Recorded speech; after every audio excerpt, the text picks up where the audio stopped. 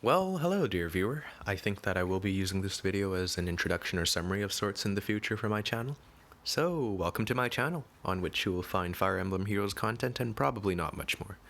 I don't really have a plan for where I'm going with this channel in the future, so I doubt it's going to grow to be particularly big, but I figure that articulating my thoughts as I play might be fun for me, and that some newer players amongst you might find my content insightful or educational. So with that said, I was going to do an offense showcase in this video. I'll show off my Gale Force teams and some of my thought processes as I go about Aether Raids offense. But I made some dumb mistakes. I lost 2 units and now I am far too embarrassed to show I'm too embarrassed to do that. Anyways, instead we're going to get a defense showcase.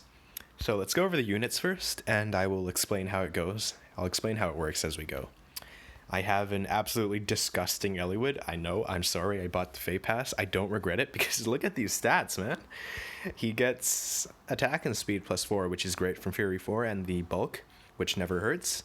He's running Lunge. I do have Lull on him, but I don't use it because Lunge is far too valuable, and we'll hopefully see why in a moment. I have Panic Smoke because I don't like visible buffs, and they can go away. I run Pavis and Quicken Pulse as opposed to, say, Gale Force and Hardy Bearing, because Pavis actually tips a lot of otherwise unfavorable matchups for Eliwood. For example, lets him survive optimized New Year Alphonses, it lets him survive the Duo Ephraim with his cavalry effectiveness, and it guarantees that he beats all Altinas, which is great, and I like that. I have my Reinhardt here, who I'm very proud of because magic is everything. He's waiting for the one last merge. I think his build is pretty intuitive. It's just stack as much attack as possible and kill the enemy. I have my Micaiah here, who I kind of regret making my +10 project because she took so many orbs, man. She's made me grow. She's made me grow at least 50 white hairs, but you know what? She's good, so that's cool. And we have Chrom here, who was not that merge, but still absolutely disgusting because he's legendary Chrom and power creep is cool. And his weapon is broken because if anyone didn't know, it neutralizes all penalties on himself when his foes HP is at 100%, and it also inflicts attack and defense -6, which is essentially lull 6. So combined with his native lull attack and defense, he has lull attack and defense 9, which is also why I have him on the outermost edge here as a tank, because even though his defenses don't look like they're that high, you are not going to be sniping him with the 4 distant guards effectively that are in effect on him. And my dancers are there, they're just dancers. Azura is level 1 to discourage Gale Force strategies because you won't be able to double her because she dies in one hit. Peony is here because her dance is very important to this team. Not only does it give visible buffs, which isn't actually that important, it gives everyone in cardinal directions the ability to teleport. And my defense mostly hinges around that, and we'll see why in a moment. At any rate, I think I will just show you guys defense replays. What I'm hoping to show here is that there is actually a lot of strength in non-infantry pulse teams because, for one, it removes the weakness to pulse smoke. And also, I want to show how strong Peony's Gentle Dream in general and ground order-like effects are, just because of how much it can catch people off guards, especially in conjunction with Lunge. So yeah, let's go over defense replays. If this is boring, which I'm aware that might be, please let me know and I will do something else in the future. But yeah, defense replays. So this replay in particular is really interesting because it shows off the power of distant guards. A lot of people don't realize it, but distant guard works in the player phase as well. So in this particular circumstance, it makes my team really strong against most ranged vantagers because even if they snipe off Azura, which most people do, it's still Peony giving +8/+8 to defense and resistance to my units on the player phase. So yeah, we'll see just how ridiculous the distant guard stacking effects are in a moment. And here it really comes into play because Chrom is 1 HP, Reinhardt he's taking a pretty healthy chunk of damage, but the Kranya still decides to run away. Why? Because she couldn't kill either of these. I mean, let's go through the numbers. Reinhardt has 31 defense, right? He has 34 effectively with the lull. He has 41 effectively with the attack and defense push. And with the 16 defense and resistance that he's getting from Peony and Azura, he has 57 defense, which is a lot. And yeah, let's see what happens here. This Kranya has well over 60 attack, I think. Yeah? Yeah, she does, with her fierce stance over here. And, I mean, Eliwood just kills Peony. What are you doing there? But Reinhardt just... Reinhardt takes 4 damage from her, and he murders Kranya. And Kranya's dead. Unfortunately, Azura decides to dance the Eliwood because he's closer to the Hector than Reinhardt. It's just a side effect of the AI. But as you can see from just then, I took out 4 units. I don't lose lift, so it's still a win for me. Should I skip the rest? I think I'll just let it play through. If I should be skipping these, let me know as well. Hector goes off and uses his duo skill. Everyone's hurt. But Micaiah nukes him anyways. Chrom does a hefty chunk to Celica. Micaiah finishes Celica off, and Air cleans house.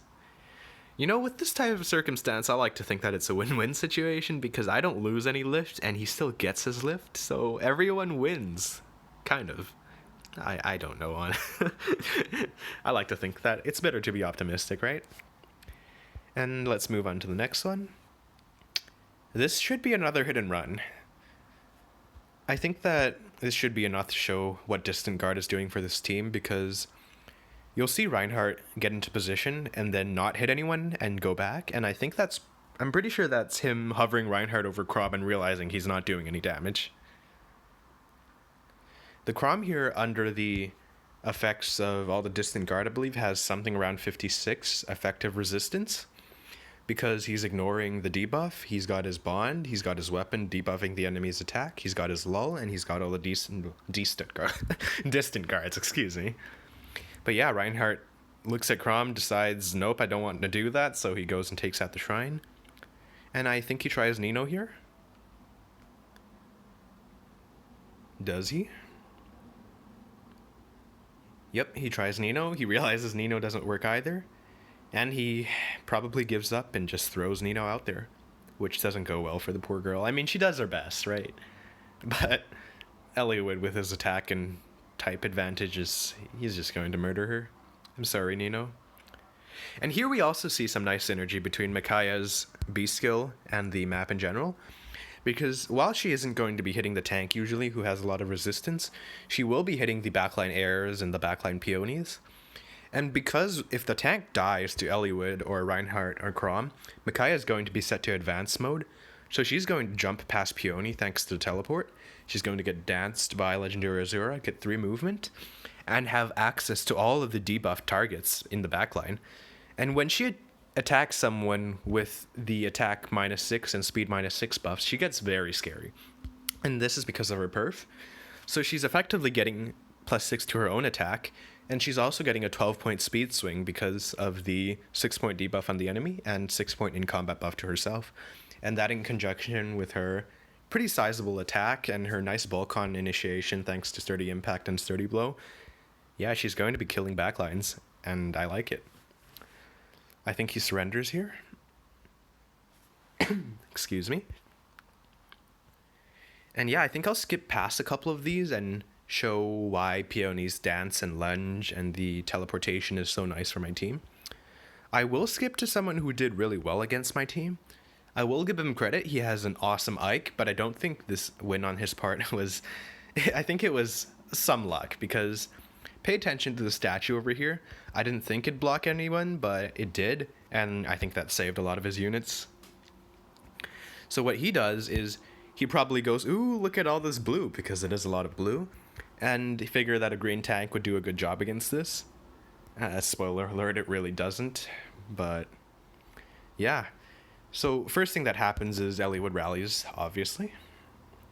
And then Eliwood rallies, he gets danced, and now these two guys over here have teleport. Eliwood goes over and debuffs the Ike and lunges him.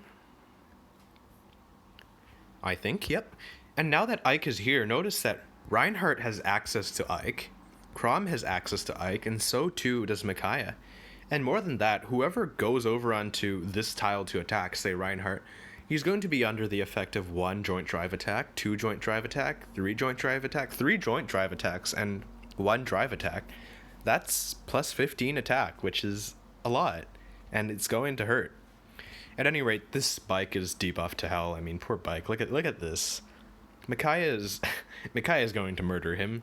She's getting +6 attack. She's getting a lot of speed. Ike has some very sad resistance right here, so she just kills Ike. And notice that Azura dances here, but Micaiah can't hit the brave Lucina down there because of the statue in the way. And thanks to legendary Celica, he gets to clean house. And I think that Lucina is only doubling here because of Swordbreaker. Yep. Legendary Celica has some nice resistance, so Reinhardt doesn't do too much. He goes down. It was a good try. And, oh, I don't remember Micaiah doing this, but I don't complain. I'm not complaining. And they take out the rest, and I don't think anyone else is a threat to them. Poor old Azura. She eats a... Is that an iceberg? It has to be an iceberg. Yep. And yeah, but hopefully that gives a nice demonstration of how my defense does against mega tanks. I'll do one more because this is probably getting stale by now, but if any of you would like to fight my defense, please just add my friend code. I'll show it in a moment. And if you'd like me to fight your defense, I guess I will. I'd always appreciate some practice on Aether Raids offense, and I'll maybe make a video of it after I fight it. I don't know, things like that. My Discord tag is squirrel #9523 if you want to add me or contact me. I don't know why you would, but that's... Oh, okay. Anyways, this is a nice Naui. She's +10. She's got summoner support. She has 10 dragon flowers, and wow, she is decked out. Unfortunately, she only has 38 defense, and her distant defense doesn't work against melee units, so Eliwood actually hurts her quite a bit here. He rallies. He gets dance, I believe. Peony's dance, and he has some really scary stats, so he does a healthy amount of damage over to Naui. He lunges her, he panics her, and Reinhardt does Reinhardt things. Magic is everything, what can I say? So yeah, that's that. I think he surrenders here. So yeah, thanks for watching. That's my defense. I'll do more videos in the future probably. I might do some offense videos. I might go away. I might fight some of you guys. And here is my friend code if you want to add me. Well then, yeah, thanks for watching. I will see you guys another time. Goodbye.